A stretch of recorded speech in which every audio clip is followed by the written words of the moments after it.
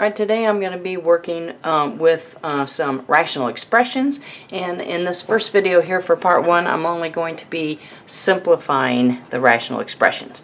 Alright, a rational expression means that you're going to have a fraction, and then you will have an algebraic expression in the numerator and an algebraic expression in the denominator. Alright, you're going to attempt to factor both the numerator and the denominator and then see if anything crosses out. Alright, so a good review of factoring is going to be necessary to be able to work these types of problems out. In this numerator right here, I've got a 3x minus 9. Alright, two terms, so I'm going to automatically look for a greatest common factor.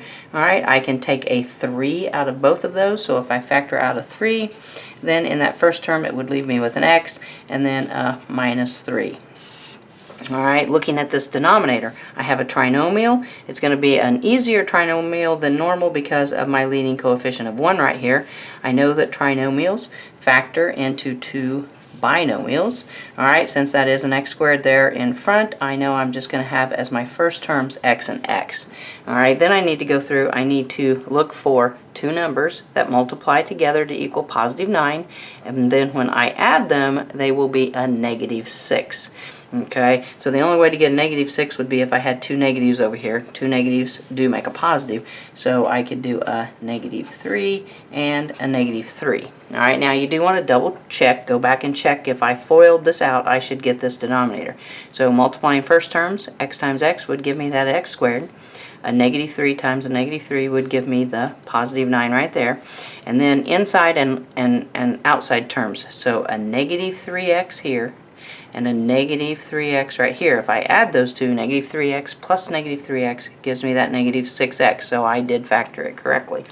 Alright, now what I'm going to look for is I'm going to look for something that's going to cross out, something in the numerator and in the denominator that I can cross out. I have a binomial in top, x minus 3. I have two binomials in the bottom, both of which are x minus 3. I may cross out one for one. So there is an x minus 3 in the top I can cross out, and x minus 3 in the bottom that I can cross out. Okay, and then that leaves my simplified rational expression as 3 over x minus 3. Okay, and then that's all there is to that one. Alright, now taking a look at this second example. Alright, same type of scenario. I've got a fraction with an algebraic expression in the numerator and an algebraic expression in the denominator. Alright, when I go to factor, because there's two terms in that numerator, I'm going to try to take out the GCF, greatest common factor. Both terms have an x that I can take out. So I'm going to take out an x, and then that's going to leave me with an x plus 4. In the denominator, again, another trinomial. Alright, leading coefficient of 1. So that means it's going to be an easier one to factor. I will have an x in both of my leading spots right there. I need two numbers that multiply together to be a negative 12 and add to be a positive 1. Alright, if I want a positive 1, I'm probably going to have opposite signs, and my bigger number will need to be positive, so I'm going to try a plus 4 and a minus 3 in there. Alright, now if I think that's going to work, I need to double check. X times x will give me the x squared. Positive 4 times negative 3 will give me that negative 12 right there.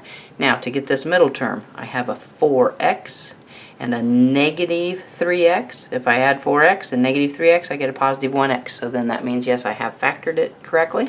Alright, I'm going to look for something that I can cross out. I've got an x plus 4 in the top and an x plus 4 in the bottom, so both of those are going to cross out, and that will then leave me with a simplified rational expression of x over x minus 3. Alright, so just two real quick examples on how to simplify a rational expression. If you like the video, go ahead and give me a like, and if you find this helpful, then go ahead and subscribe to my channel, and maybe you'll find some other videos that will help you. Thanks.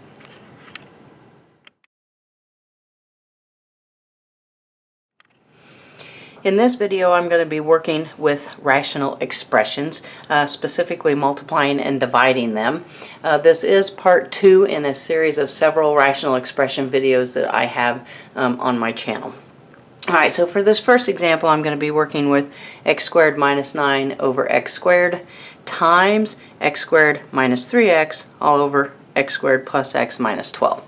All right, now my goal is to attempt to factor the numerators and the denominators, and then hopefully something is going to cross out. So being able to work with rational expressions really does require you to have a good handle on factoring. In this top numerator right here on the left, I've got an x squared minus 9. All right, hopefully you recall that that is the difference of two squares. So that is going to factor into an x plus 3 times an x minus 3. The denominator is just an x squared. I cannot do anything with that right now, so I'm just going to go ahead and leave it as an x squared. Alright, now I'm going to look at my numerator in my second fraction here. I've got two terms there in the top, so chances are I'm going to be able to find a greatest common factor. Looking at both of those, I can factor out an x. So I'm going to pull that x out, and that's going to leave me with an x minus 3. Alright, on the bottom, I have a trinomial. Trinomial is usually factored with a guess and check. Turns out to be two binomials multiplied together once you get it factored. Alright, leading coefficient of 1 here is going to mean that I have an x and an x here for my first terms. X times x would give me the x squared. Now I have to find two numbers that will multiply together to be negative 12, and then yet when added will equal the 1, positive 1 there in the middle. Alright, in this scenario I'm pretty sure it's going to be a plus 4 and a minus 3. Now let's check that. Alright, x times x gives me the x squared. 4 times the negative 3 gives me the negative 12. And then doing the inside and the outside terms, I have a 4x here. I have a negative 3x here. When I add 4x and negative 3x, I do get my positive 1x right there. Alright, now at this point, I'm going to go through and I'm going to see if I can find things that will cross out. Anything that is in the numerator will cross out with anything that matches in the denominator. So I've got an x minus 3 in the bottom, so now I'm going to look for an x minus 3 in the top. There's one right here. There's also another one over here. It does not matter which one of those two I cross out, but I'm only allowed to do one for one. So I can cross out 1 x minus 3 here, and I can choose to do either one of them there. It doesn't make any difference. I'm going to choose that one right there. So my x minus 3's cross out. Alright, continuing to look to see if there's anything else that crosses out. I have a single x in the numerator right here. I have an x squared in the denominator right here. So in other words, I have two of them. So I can cross the x out in the numerator with one of the x's in the bottom. Basically, I can just get rid of my exponent there. I had two, now I've got a single x right there. Alright, now once you get to that point, then usually it helps to clean things up and make sure that you do have everything crossed out. So everything that's left in my numerator, I'm just going to write down x plus 3 times the quantity x minus 3. Alright, and then everything left in the denominator, I have an x and the binomial x plus 4. So x times the quantity x plus 4. Alright, now depending on the textbook you're using or the teacher, they may want you to just leave your answer just like that. It's completely factored, it's in lowest terms, that sort of thing. If you're doing a multiple choice test or something, that might not be an answer. You might have to multiply it back out and then find that equivalent answer there. Alright, if I do that, this, since I factored it here, would multiply back to be my x squared minus 9, so I really don't have to multiply it out. I can just go back to what I originally had there, and then multiplying here, I would have an x squared plus a 4x. Alright, both of those are equivalent answers to this rational expression. This one is completely factored, this one is not factored. So either one of those would work. Okay, so that's one example on how to multiply rational expressions.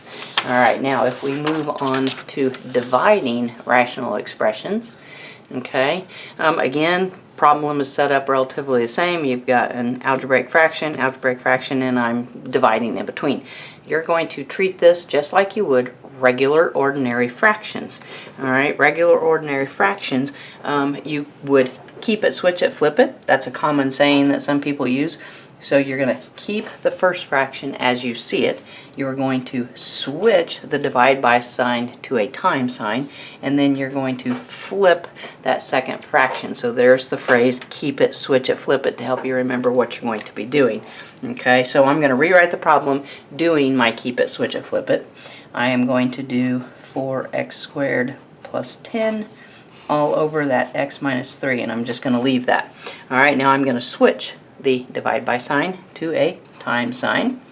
All right, flipping this second fraction really mathematically is taking the reciprocal of it. All right, sometimes flipping it is easier to remember. That's going to put the x squared minus 9 on the top, and that's going to put the 6x squared plus 15 on the bottom. All right, once you do that first step of keep it, switch it, flip it, then it turns into, a multiplication problem just like the previous example. All right, so I'm going to go through and I'm going to try to factor anything that I can. In this top left-hand numerator here, looks like I'm going to have a greatest common factor of 2. So I'm going to go ahead and factor out a 2. That's going to leave me with a 2x squared plus a 5. All right, this binomial on the bottom cannot be factored. It's in simplest form, so I'm going to go ahead and leave it x minus 3. All right, looking at my numerator in my second fraction right there, that you should recognize that. We did it in the first example. It's a difference of 2 squares, so it's going to factor into x plus 3 and x minus 3. All right, and then I've got another binomial here, 6x squared plus 15. Okay, 2 terms. I'm going to look for a greatest common factor. I'm pretty sure 3 is going to be the biggest number that I can take out of that. So I'm going to factor out a 3. That's going to leave me with a 2x squared and then a plus 5. All right, now that I have factored each of them, I'm going to look for things that I can cross out. All right, this is a binomial. Even though there's no parentheses around it, it really is still a binomial. Okay, so an x minus 3 here in the bottom with an x minus 3 in the top. As long as it's in the bottom and the top, then it will cross out.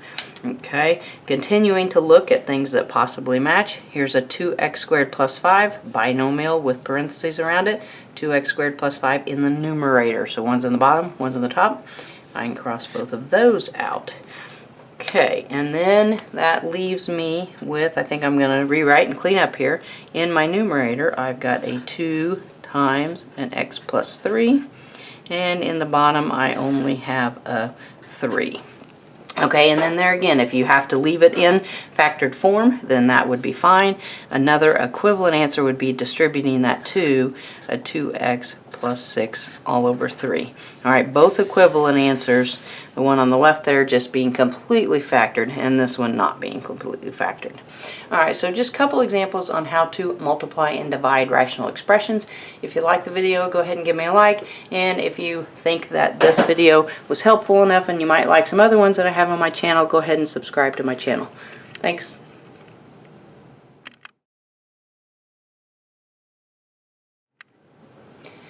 In this video, we are going to be dealing with adding and subtracting rational expressions. It is the third video in a series of videos on rational expressions on my channel if you'd be interested in checking out the first 2. The first thing to remember when dealing with rational expressions and you're trying to add and subtract them is that you have to have like denominators. All right, adding and subtracting rational expressions requires like denominators. It's identical to adding 2 fractions, plain ordinary fractions like 1/2 plus 3/4. All right, you would have to get common denominators before you attempted to add or subtract them. All right, in this first example, I have done a subtraction. All right, mainly because I want to make sure and point out the fact that I am subtracting this entire fraction right here, and there is a binomial on the top. So when you subtract a binomial or any type of polynomial, you've got to make sure and distribute that negative sign right there, go through and change all of the signs, in other words. Okay, so that's why this example in specific I chose. All right, subtracting does go through and change all the signs. If you want to see algebraically why, all right, plus minus 1 really is there, and you would be distributing that negative 1, which would then go through and change each of the signs right there. In this first example, as you can see, I already have common denominators, so I did want to start out with a relatively simple one in that aspect. All right, so since I've already got common denominators there, I will have one fraction when I get done with a denominator of x minus 2. Okay, now what I'm going to do for that numerator is I'm going to take everything and just add it. I'm going to have the 4x minus 10 right there, and then going through, because I am subtracting, I'm going to switch all the signs. That becomes a minus x, and then that becomes a plus 4. I'm going to put it all over x minus 2. Okay, then I'm going to go through and I'm going to want to combine like terms.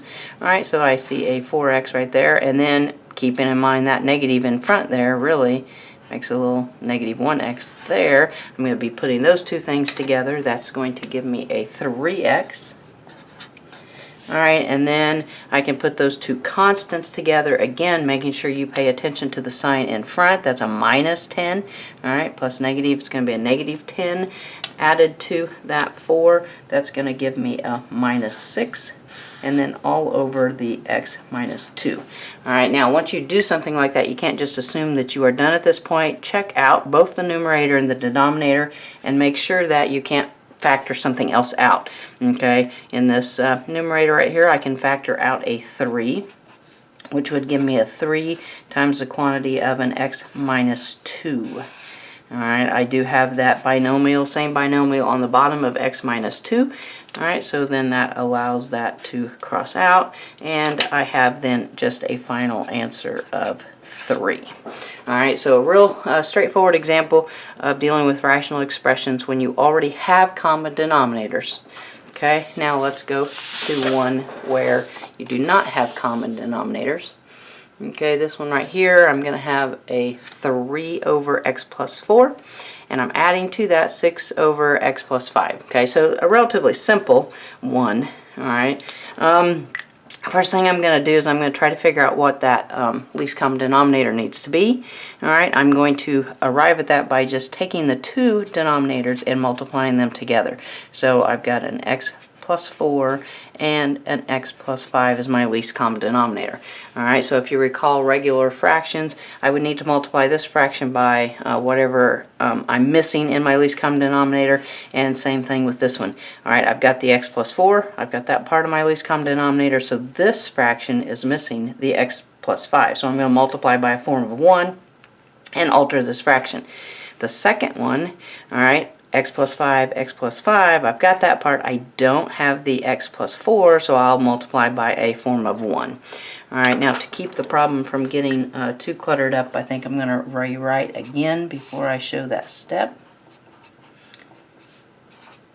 That'll give me plenty of room on both sides.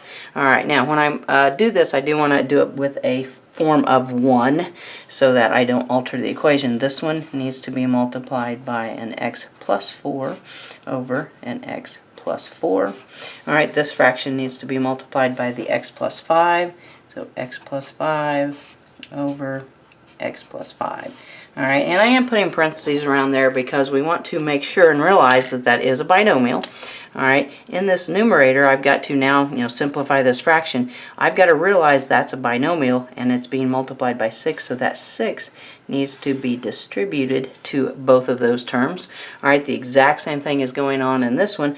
That x plus 5 there in that numerator is a binomial, so I'm going to want to distribute the 3 to both of those things. Alright, so when I multiply this out, I'm going to work on my numerator first. I'm going to have a 3x plus 15. Alright, and then I can just go ahead and plus because I am adding these. Now I'm going to work on this one. I'll have a 6x plus 24. Alright, because I now have common denominators, I can write the entire fraction over just a single denominator, x plus 4, x plus 5. Alright, at this point I am then going to want to go through and combine some like terms. Alright, so I've got like terms on the 3x and the 6x. That's going to give me a 9x. Alright, going through and adding the constants. I've got a 15 there and a 24 there. When I add that, I'm going to get a 39. Alright, and again, I am going to keep that same denominator, x plus 4, x plus 5. Okay, now that is an answer right there. Alright, you will, this one is not going to turn out and make a difference.